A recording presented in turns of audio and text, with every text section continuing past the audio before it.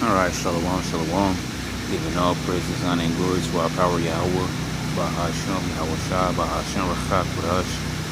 Double honors to the apostles, the bishops, and the elders of the great millstone.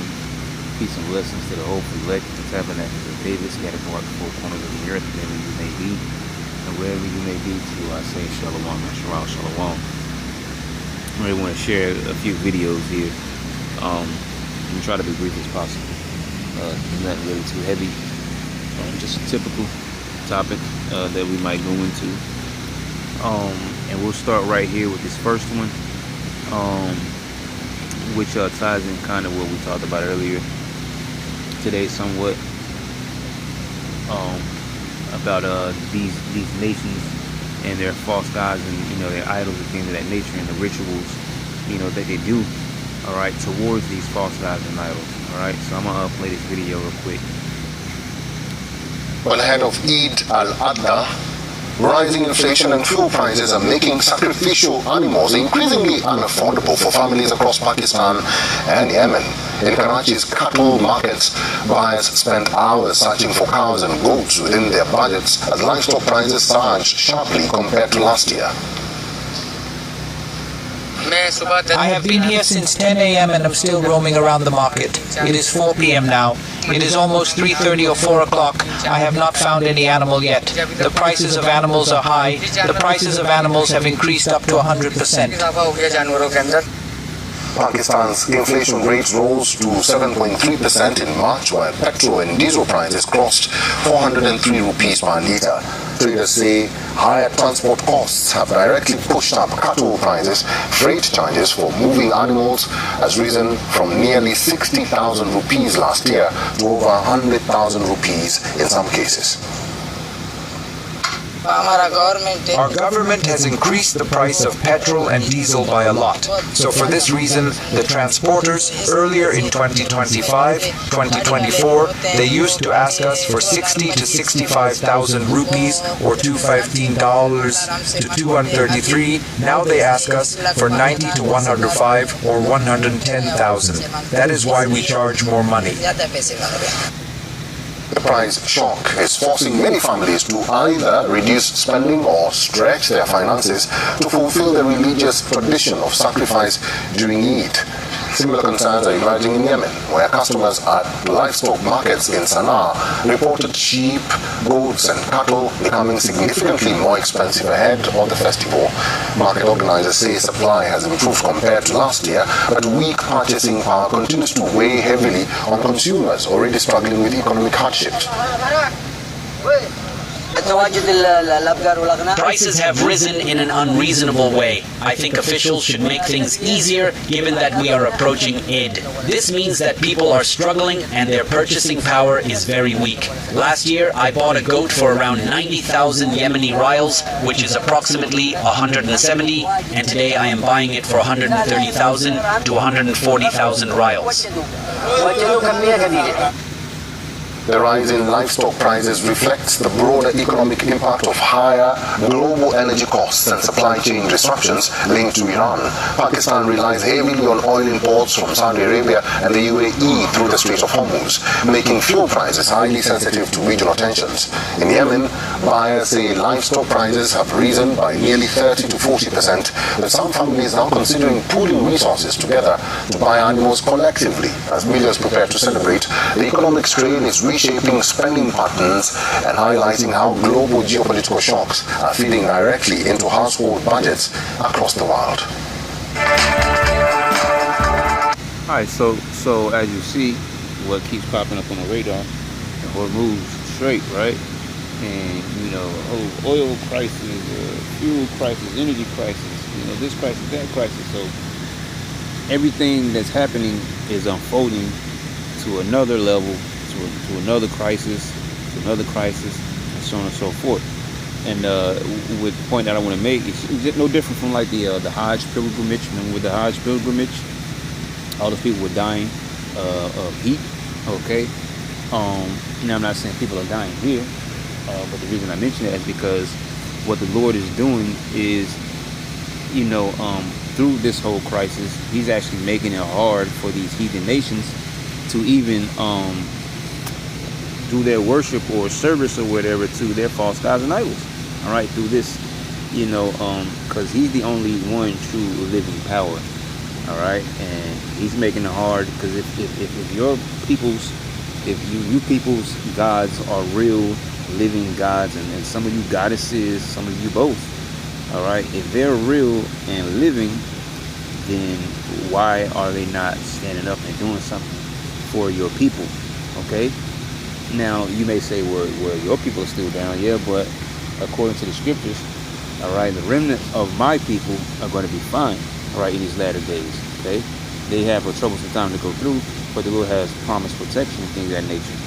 And as far as worship, we can openly worship him anytime we like, and he's going to hear our prayer. To tell you that Revelation chapter 8, that the saints, well, they are saints, but I meant to say the angels, all right, are offering up the prayers of the saints being the Israelites. See, I'm just looking for it might be in 96, so somewhere in these 90s. All right, yeah, Psalms 96 and 4. For the Lord Yahweh is great and greatly to be praised. He is to be feared above all gods, for all the gods of the nations are idols, but the Lord Yahweh Ba'ashim Yahushai made the heavens, because he is the only one true living power. All right, and he's making this all these different insecurities so bad on the world economy, that's to the point where these heathens cannot even buy their cattle for their idol sacrifices. All right, and it's beautiful to see. Okay, I like seeing that. All right, because it's showing you that our power lives. Okay, and their powers don't, because if they did exist, if they were alive, okay, then they should be able to pray to them. All right, so they can be able to do what they have to do and to make their sacrifices. All right, so that's a beautiful thing to see, and that's why I mentioned the Hajj pilgrimage. Your God lives. Why did he allow so many of you men, women, children, whoever went, all right, to die of heat exhaustion? Okay, why did he send cockroaches, all right, in your synagogues or whatever, mosques or whatever? Okay, because our God did that, not yours. See, and he says, and I think it's Isaiah 2. All right, they're gonna throw their gods and idols or whatever away to the moles, to the bats, or something like that. And the Lord Yahweh Ba'ashim Yahushai alone shall be exalted in those days. All right. Now we're going to transition over here to the next two. Well, there's two different clips, but I said next two because they're within the same category. All right. The Democratic Republic of Congo continues to battle a worsening Ebola outbreak as the cases continue to mount. Regions controlled by the M23 rebel group have introduced strict containment measures. The Director General of the World Health Organization says that there have been 220 suspected deaths in the current Ebola outbreak. Over 900 suspected Ebola cases have been identified in the Democratic Republic of Congo so far, including over 100 confirmed infections. Authorities in the country's rebel-held areas have imposed a mandatory 21-day quarantine for all people arriving from the city of Bunia and the Ituri province. This is in an effort to curb the spread of the virus. An Ebola outbreak was declared in Ituri on the 15th of May, with Bunia among the main areas affected. While infections remain on the rise, Bunia is facing a shortage of protective supplies, including masks and hand sanitizers. This is posing significant challenges to containment efforts. People residing in the affected province also say that the epidemic has heavily impacted their businesses. Ebola is here. I'm wearing my face mask. I pray that this disease will pass. I'm losing a lot of money every day. Uganda is our neighboring country, and Bunia isn't too far from the border. And they've just imposed a 2-week ban on public transport. There are no buses, there's no traffic in fact.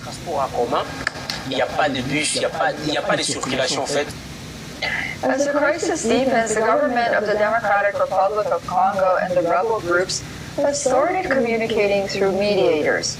The U.S. and Qatar are acting as intermediaries so that both sides can coordinate their efforts to combat the Ebola outbreak. The World Health Organization's Director General says surveillance efforts have been significantly expanded. He adds that a delay in detecting cases may mean responders are now playing catch-up. The WHO has declared the outbreak of the rare strain of Ebola a public health emergency of international concern. Apart from the Democratic Republic of Congo, confirmed cases of Ebola infections have been reported in Uganda as well. Uganda confirmed 2 new cases of Ebola, bringing the total to 7 since the virus outbreak was discovered in the East African country. According to the Uganda Health Ministry, both new patients have been admitted to a designated treatment unit are now receiving care. The country declared an Ebola outbreak on the 15th of May. The outbreak has been caused by the Bundibugyo strain of the virus, which has no approved vaccine or treatments. Ebola has killed more than 15,000 people across Africa in the past half-century.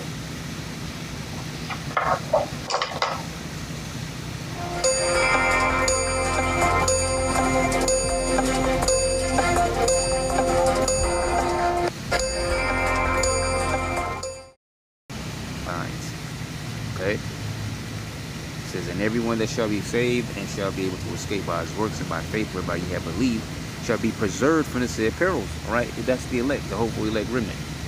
And shall see my salvation in my land and within my borders, for I have sanctified them for me from the beginning. See? It says, but then shall they be in pitiful case which now have abused my ways, and they have cast them away despitefully, and they shall dwell in torments. See?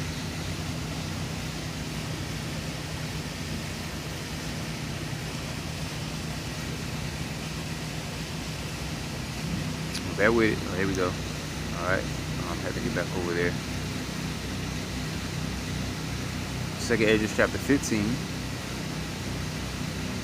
Alright. In verse 5. Behold, said the Lord, I will bring plagues upon the world. The sword, famine, death, and destruction. See? Those are mass casualties in number. And those are just two diseases that happen to be floating around right now. All right, Ebola, as you see, it says 220, plus. I say plus because I know it's not just 2020 perfectly.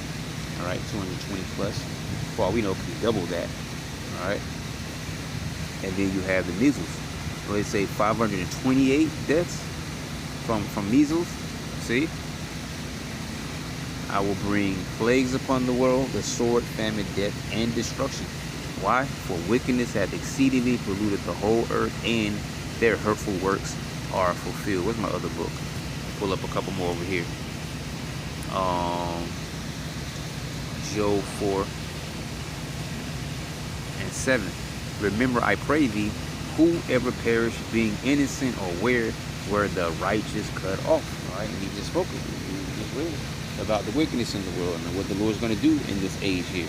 All right, because the scriptures talk about how it was in the days of Noah. And the days of Noah were extremely wicked, and the Lord had to bring an extreme judgment for that extreme wickedness.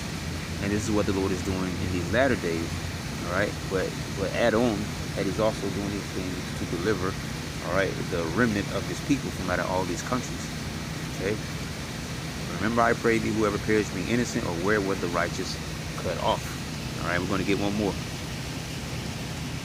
Zephaniah 3 and 5. The just Lord Yahweh Bashem Yahushai is in the midst thereof.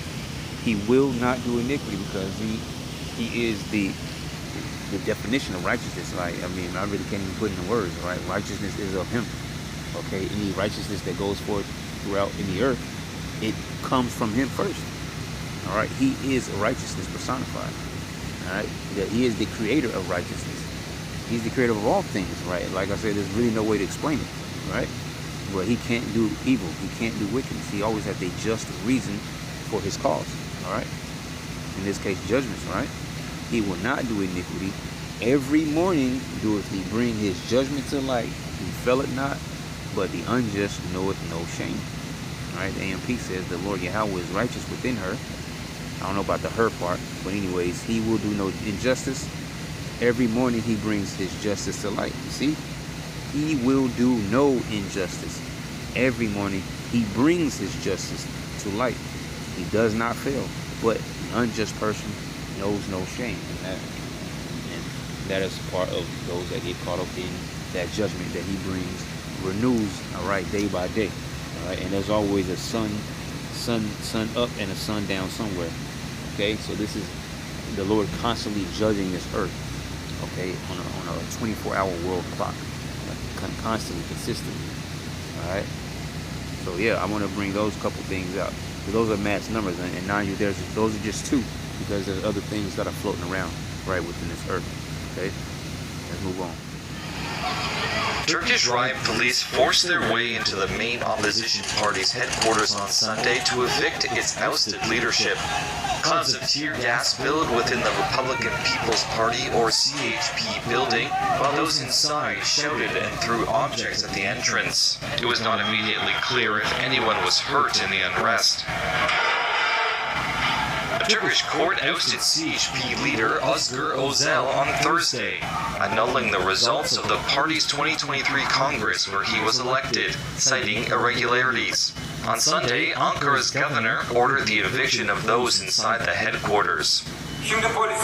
Özel released a defiant message before emerging from the building after the police intervention. He vowed to keep fighting to win the next elections and, accompanied by supporters and riot police, began marching to parliament. The court reinstated in Özel's place former CHP chair Kemal Kılıçdaroğlu, who lost to President Tayyip Erdogan in a national election in 2023. The defiant CHP leadership under Özel has condemned the court ruling as a, quote, judicial coup. The government denies criticism that it uses courts to target political rivals, saying the judiciary is independent.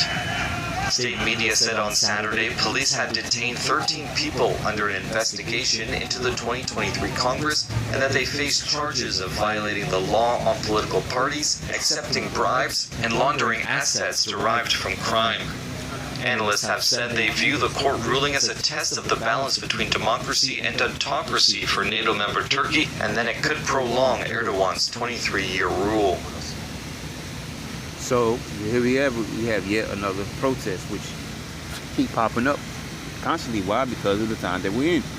And as the scriptures say, when the righteous are in authority, the people rejoice. But when the wicked beareth rule, and who are the wicked? Esau, Edom. All right, Job 9:24. It also tells you that he links them to be in the border of wickedness in Malachi. Esau, Edom, the self-proclaimed so-called white man, all right, of the earth. All right, stemming back to what the so-called elite banking families. All right. So when the wicked bear through, the people mourn. All right, we have these people here, okay, trying to overthrow, all right, the leadership there. All right, let's pull this back up. Check Esdras 9, which we just read, right? And 3. Therefore, when there shall be seen earthquakes and uproars of the people in the world, then shalt thou well understand that the Most High spake of those things from the days that were before thee, even from the beginning. If we hop over here to chapter 14, I believe it is.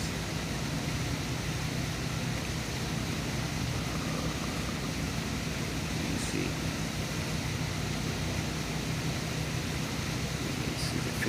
14 and 15. Yep, 14. 15. Second, 15 and 14. Woe to the world and them that dwell therein, for the sword and the destruction draw nigh, and one people shall stand up and fight against another. All right, and that hits levels, different levels, all right, higher levels as well as low levels, all right, to the regular everyday people. And swords in their hands. Take it to the streets, take it to people's homes, take it to businesses, wherever they need to direct their energy to, right? For there shall be sedition among men, and invading one another, they shall not regard their kings nor princes, and the course of their actions shall stand in their power. All right, because the people all over the earth are fed up with different things. Their leadership, their government, all right, housing, food, oil, water, is something, all right? Somebody has a problem with something, all right? And there's really multiple categories across the board of all these different places. Everybody's fed up about something, and these people are getting to the point, the boiling point, because of the time period we're living in, where everybody's almost, ready to just rise up and riot. All right, we can't get the solution we're looking for from, peacefully protesting or voting or whatever the case may be. All right, then let's take to the streets. Let's go tear some stuff up, and then they'll hear our voice, because they have no choice but to pay attention to us. All right, and these are the types of things that you're going to see constantly happening, all right, in these latter days, because the whole earth is mourning. They are not at rest because the wicked is in rulership, and all these other nations have jumped in bed with her, and the ways of that wicked rulership coming from Babylon the Great has spread throughout the four corners of the earth. All right, and so there's different people in all nations that are feeling things on all levels, and people are ready to rise up and take things, into their own hands. This is the very last video. I've seen this video a couple of times, I believe. I actually decided to pull it up this time around when it came back up on my YouTube channel, because I've seen this guy a couple of times. And so, the video pretty much speaks for itself. It's pretty much in the realm of AI, all right? And as we always get, 2 Corinthians chapter 2, verse 11, that Satan should get advantages of us, but we're not ignorant of his devices. Okay, and the things that these people say out of their mouth, there should be no fight about your government, or really they're not even the government, but just to put it in a way that people understand, your government doesn't care about you, man. Okay, these technocrats and whoever type of people, all right, they are set up, to help for the infrastructure of the society to come under the rulership of the banking families. All right, they don't care about you. They don't care about their own people. So what more of the other people, other nationalities or whatever. All right, but things that come out of these people's mouths. But you have people that still believe these type of people, and people that still even trust in their governments. All right, so let's play the video. It says what? Save this. Oh well, okay. It says all right. So wait, you can see that. You have an incredible amount of power at this moment in time. Why should we trust you? You should. I have a kid who's born in 2025. I don't think he'll ever be smarter than AI. I don't think that'll get in the way of his happiness or fulfillment at all. It's sort of strange, and also sort of to him like it's the only world he'll ever know. Well, I love the idea of getting a drone and having light fentanyl-laced urine spraying on analysts who've tried to screw us. So that's my lower purpose. But the higher purpose for me was to get this nation to be the preeminent power in the world. You would prefer the human race to endure, right? You're hesitant. Yeah, well, yes? I don't know. I would, It's a long hesitation. It's a long hesitation. So the primary source of death in Palestine is the fact that Hamas has realized that there are millions and millions of useful idiots. I know it's difficult to hear, but it's time to limit the First Amendment in order to protect it. And quickly before it's too late. What do you mean? I mean that we need to control the platforms. All the social platforms. We need to stack rank the authenticity of every person that expresses themselves online, and take control over what they are saying based on that ranking. The government. The government should do that. We were going to use technology to change the whole world and basically overturn the monetary system of the world. We could never win an election on getting certain things because we were in such a small minority. But maybe you could actually unilaterally change the world without having to constantly convince people and beg people and plead with people who are never going to agree with you through technological means. And this is where I think technology is this incredible alternative to politics. We see a future where intelligence is a utility, like electricity or water, and people buy it from us on a meter and use it for whatever they want to use it for. We will actually make so many robots and AI that they will actually saturate all human needs. Meaning you won't be able to even think of something to ask the robot for at a certain point. You hear these devils, man? They're just out of their minds, man. Okay? As we quoted 2 Corinthians chapter 2, verse 11, man. All right? Don't be ignorant of Satan's devices, man. And these are the people who well, not the leaders, right? Because we know the so-called elite banking families are the leaders, but these types of people are the sock puppets, all right, set up, okay, to help forward the agenda on a very high level, man, all right, to help assist with the infrastructure and all the, whatever that's needed, okay, in order so that they can try to achieve their enterprise, which is their new world order, which is a digital, system, all right, and everybody being microchipped, see? And there's one key scripture that I want to get, just dealing with that right there. Let me see here.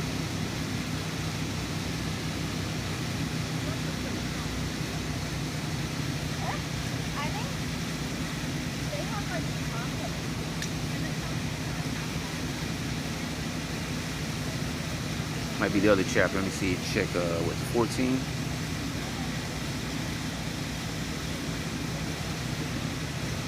Yep. Ecclesiastes 14, and we'll just get right here at 5. So it says, he that is evil to himself, to whom would he be good? Now look at what he does. He's already taken the blessing of Genesis and hoarded it to himself.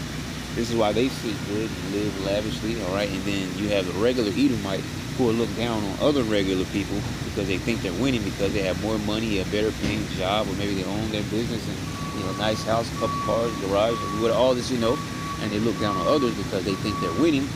But in the bigger picture, they're just as low level as everyone else. They're just making more money, all right? And really, their own elite leaders or whatever of their own people have put them in that position, all right, which is nothing new.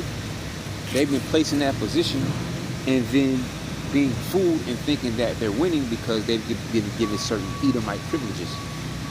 See? But really, he's pushed you down with everyone else. He just haven't pushed you as far down. Okay? He that is evil to himself, to whom will he be good? He shall not take pleasure in his goods.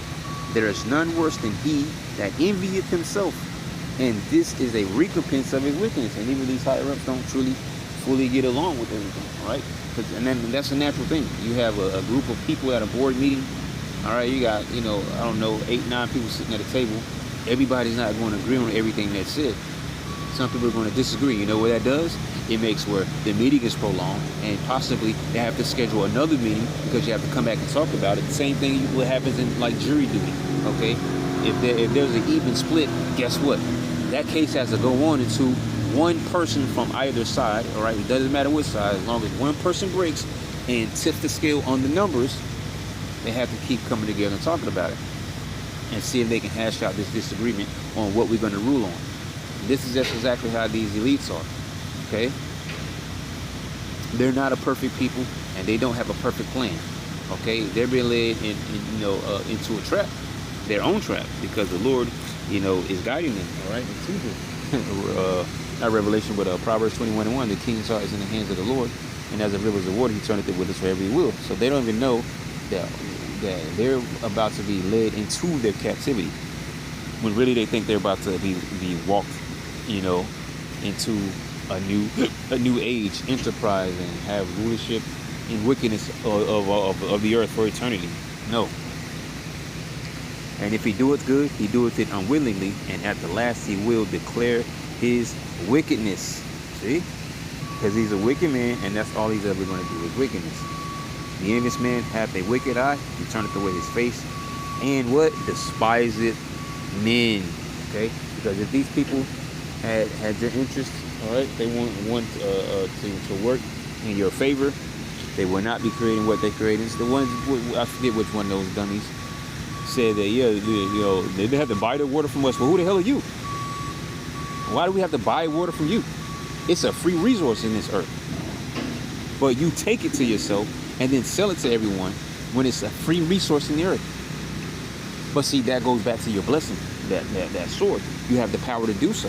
See? Facts of the earth, do from heaven above. So you think everything belongs to you? Okay, I guess in a sense it does. But that sword is how you go and you take and you maintain these things. And you do it in a wicked manner. And you don't care if people have to be deleted in order to get what you want. You see? And see, that's the wickedness of these devils. All right.